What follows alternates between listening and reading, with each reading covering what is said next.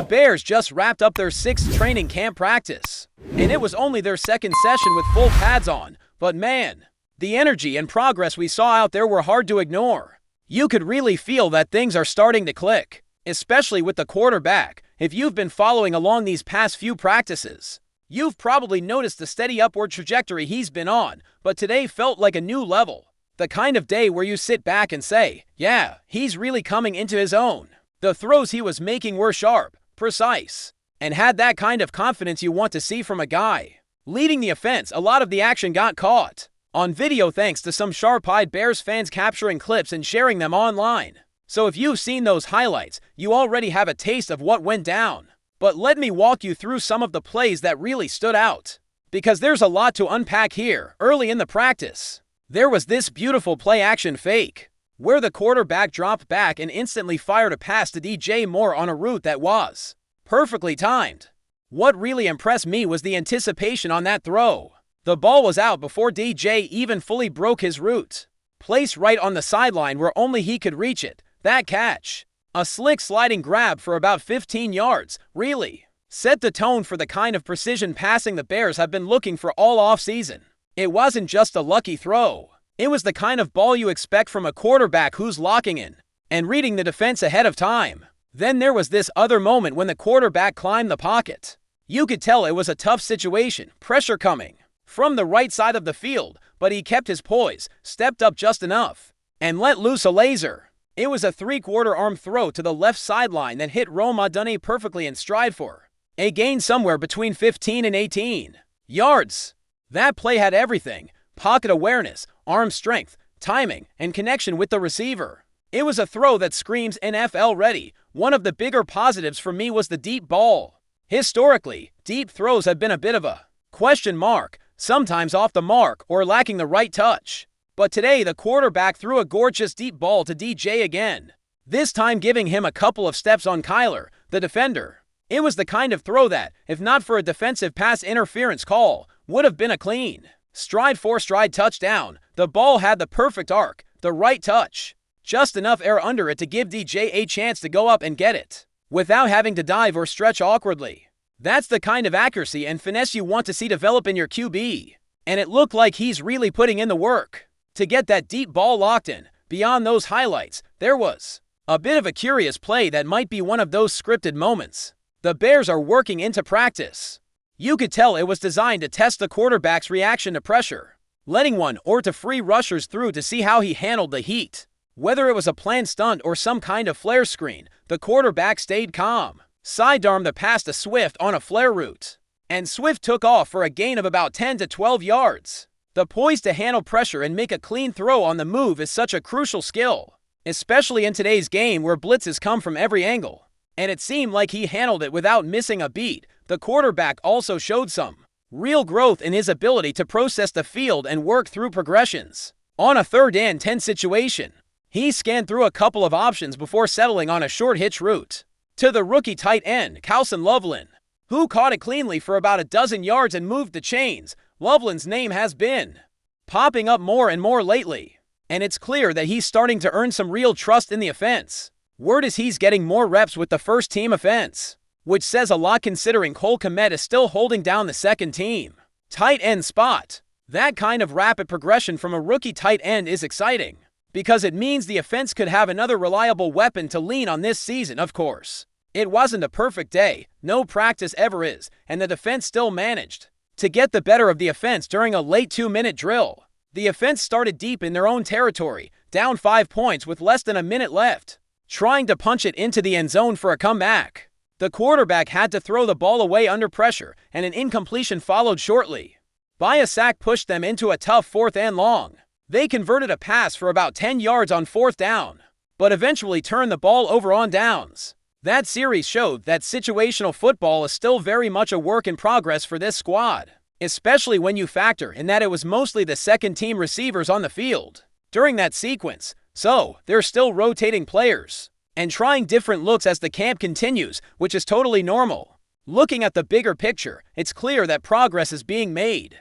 The first few practices were rocky, especially the first 2 or 3, but since then the offense has steadily improved. By practice number 4, there was real momentum, And although the fifth practice was more focused on running plays, it still showcased some positives today. Especially with the passing game looking sharp, you can feel the energy shift. The offense seems to be coming together, and the competition at the quarterback spot is definitely heating up on the defensive side. The coaches aren't holding back either. Ben Johnson, the offensive coordinator, has been very vocal about how challenging Dennis Allen's defense is making life for the offense. The intensity in practice is high because, as they say, iron sharpens iron. Everyone is being pushed to their limits, and the players are responding to it. You can sense the hunger to improve, the grind to get better every single day. It's not just about talent, it's about who's willing to put in the work and rise to the occasion. The coaching staff's approach has been refreshingly demanding. Players who might have missed time or are trying to ease back in aren't getting any special treatment. Take Luther Burden, for example. He's been ramping up fast and even participated in team drills for a second day in a row, but he's also been held accountable for mistakes. There was a moment during practice when he was misaligned and missed a motion, and the coaches didn't hesitate to call him out and pull him from a drill. That kind of accountability is crucial because it prevents bad habits from creeping in and sends a clear message. Everyone has to be on their game, no excuses. What's encouraging about this is the culture the Bears are building under this staff. It doesn't matter if you're a rookie who missed a lot of time, a 6-year veteran, or somewhere in between. The standard is the standard, and if you want to play, you have to meet it. This no-nonsense approach seems to be resonating, and if players can embrace the tough coaching, it will only make them stronger and better.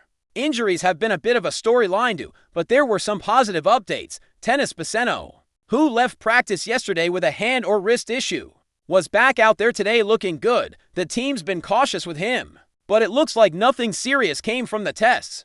Doug Kramer also returned after missing a few practices, which is a relief given the moment he had when he slammed his helmet down in frustration a few days ago. On the other hand, Bill Murray had to leave practice limping and didn't participate today, so he's one to keep an eye on. Shamar Turner's situation is a bit more serious. Reports suggest he might be out for a month with a high ankle sprain, which usually sidelines players for 4 to 6 weeks. That's tough for depth on the offensive line. Speaking of the offensive line, the competition for left tackle is still wide open. Ben Johnson mentioned before practice that they're getting more clarity every day, but that decision will be rushed. They know it's a critical position, and the chemistry of the 5 linemen working together is just as important as who wins the individual battle. The competition is primarily between Braxton Jones, Chronomagi, and AZ Trapillo, with Trapillo seeming to have a slight edge according to the buzz from people who have been at practice. All 3 are rotating reps and getting opportunities to prove themselves, with Jones recently returning to full team drills and pads. The coaches are methodical, wanting to be sure before making a final call. And the first joint practice coming up could be a big moment to see if they trim the competition down from 3 to 2. As the camp continues, it's clear the Bears are building something with a lot of intensity, accountability, and promise. The offense is starting to find its rhythm, the defense is pushing hard, and the players are feeling the heat of competition and coaching every single day. It's an exciting time to be watching, with so much potential still to unfold. Before we continue, don't forget to subscribe to our channel and give this video a like. Your support helps us keep bringing you the latest updates on our Chicago Bears, and don't be shy, drop your thoughts on the news in the comments below. Chicago may be bracing for more than just its infamous wins this fall. There's a growing buzz around the possibility that Jadeveon Clowney could suit up in navy and orange for the 2025 NFL season.